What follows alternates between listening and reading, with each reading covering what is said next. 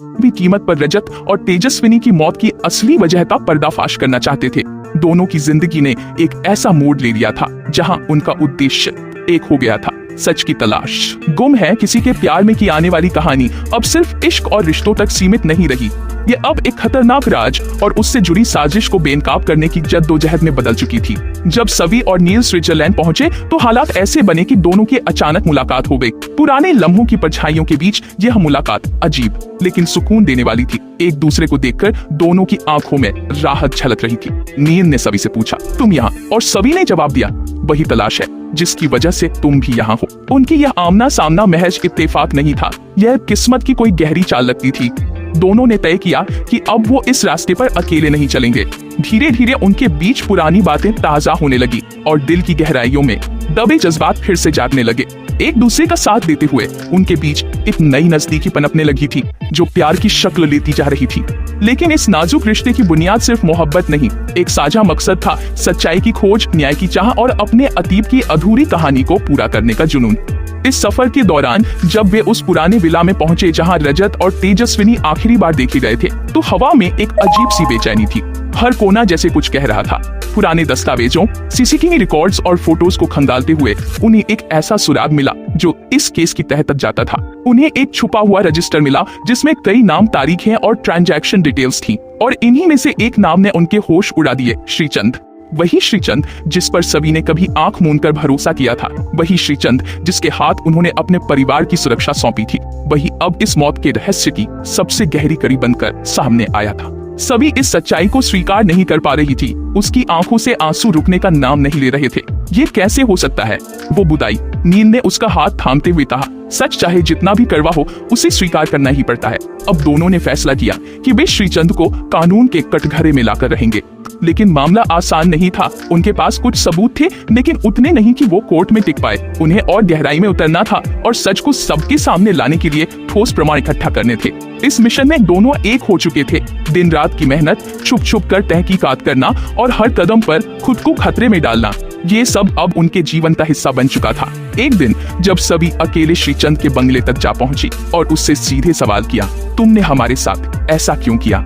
रजत और तेजस्विनी की जान क्यों ली? तो श्रीचंद पहले तो हंसा, फिर बड़े इत्मीनान से बोला, तुम मुझे बाद में पकड़ लेना सभी, लेकिन पहले उस असली गुनहगार को पकड़ो जिसने सच में तुम्हारे अपनों की जान ली, क्योंकि ये मौत मेरी वजह से नहीं हुई थी। ये सुनते ही सभी जैसे पत्थर की मूर्ति बन गई। अब तक जिसे वह कातिल मान रही थी, वही आदमी उसे किसी और सच्चाई की ओर इशारा कर रहा था। क्या वाकई श्रीचंद बेगुनाह है या फिर यह उसका नया खेल है सच्चाई को छुपाने का? अब सभी और नील के सामने एक नई उलझन थी। अगर श्रीचंद असली गुनहगार नहीं तो फिर कौन है जो पर्दे के पीछे से यह सारा खेल चला रहा है? कौन है जिसने रजत और तेजस्विनी को मौत के घाट उतारा और सारी उंगलियां श्रीचंद की ओर मोड़ दी? जवाब की तलाश ने उन्हें एक और सुराग की ओर ढकेला। उन्होंने पाया कि रजत और तेजस्विनी किसी गुप्त जांच में लगे थे जिसमें किसी ऊंचे ओहदे वाले इंसान का नाम आ रहा था। एक ऐसा नाम जो सत्ता और ताकत के गलियारों में छिपा बैठा था। हो सकता है वही असली मास्टरमाइंड हो जिसने श्रीचंद को मोहरा बनाया हो और खुद पर्दे के पीछे रहकर सब कुछ कंट्रोल कर रहा हो।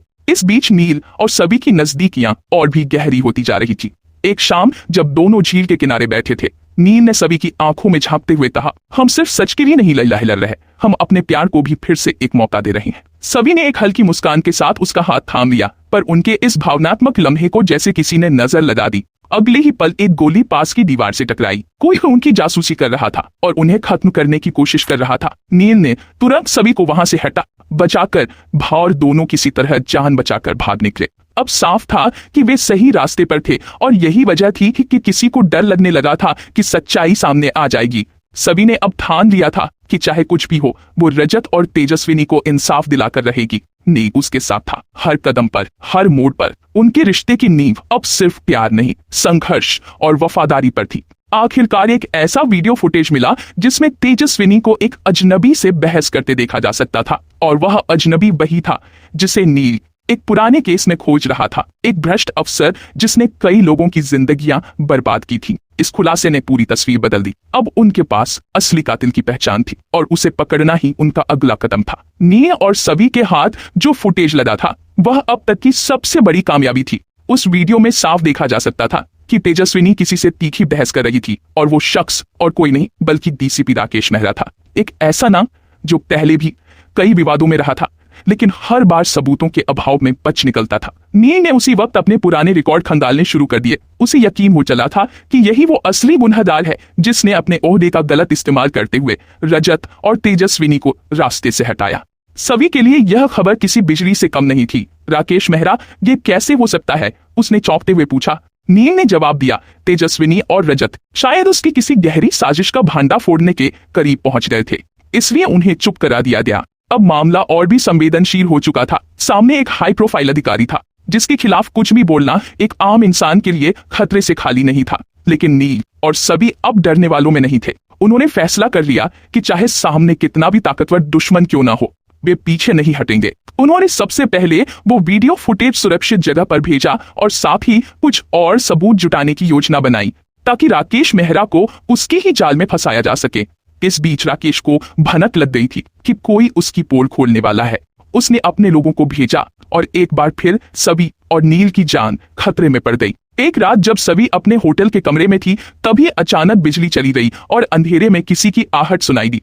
सभी ने तुरंत अलर्ट होते हुए अपने फोन की टॉर्च ऑन की और सामने देखा एक नकाबपोश व्यक्ति खड़ा था, हाथ में चाकू लेकर। पर सभी अब कमजोर नहीं थी। उसने बिना घबराए कुर्सी उठाकर उस पर वार कर दिया और तुरंत दरवाजा खोलकर मदद के लिए चिल्लाई। होटल स्टाफ के आने तक वो शख्स भाग निकला, लेकिन सभी का आत्मविश्वास और भी मजबूत हो गया। नील जब लौटा तो सभी की आंखों में डर नहीं बल्कि एक जिद थी, अब तो उसे पकड़ना ही पड़ेगा, वरना ऐसे लोग हमेशा निर्दोषों की जिंदगियां बर्बाद करते रहेंगे। अगले दिन उन्होंने एक प्लान बनाया। नील ने अपने पुराने सूत्रों की मदद से पता लगाया कि राकेश मेहरा कुछ खास दस्तावेजों को एक फार्म हाउस में छुपा कर रखता है जो शहर से दूर एक पहाड़ी इलाके में है। वही दस्तावेज इस पूरे केस की कड़ियां जोड़ सकते थे, जिनसे बचते बचाते वे पीछे के रास्ते से अंदर घुसे। फार्म हाउस के भीतर अजीब सी खामोशी थी, जैसे कोई बहुत बड़ा राज यहाँ सांसें ले रहा हो। एक कमरे में उन्हें एक अलमारी मिली जिसमें एक फोल्डर छुपाया गया था। उस फोल्डर में कई ट्रांजैक्शन रिकॉर्ड, कॉल लॉग्स और सरकारी फाइलें थी, जिनसे ये साबित होता था कि राकेश मेहरा ने रजत और तेजस्विनी के खिलाफ झूठी रिपोर्ट तैयार करवाई थी और उनके एक ऑपरेशन को विफल करने की कोशिश की थी। तभी अचानक पीछे से किसी ने गोलियां चला दी। नी और सभी जमीन पर गिरकर खुद को बचाने लगे। कुछ नकाबपोश लोग अंदर घुस आए थे जो इन फाइलों को किसी भी हालत में सभी और नील के हाथ से निकलने नहीं देना चाहते थे। लेकिन इस बार सभी और नील ने मुकाबला किया। नील ने अपनी पिस्टल निकालकर जवाबी कार्रवाई की और सभी ने पास रखा। फायर अलार्म बजा दिया। अलार्म की आवाज सुनकर आसपास के लोग जाग गए और पुलिस को भी खबर दी गई। इस हमले में दोनों को हल्की चोटें आईं, लेकिन उन्होंने वो फोल्डर बचा लिया जो अब उनकी सबसे बड़ी जीत थी।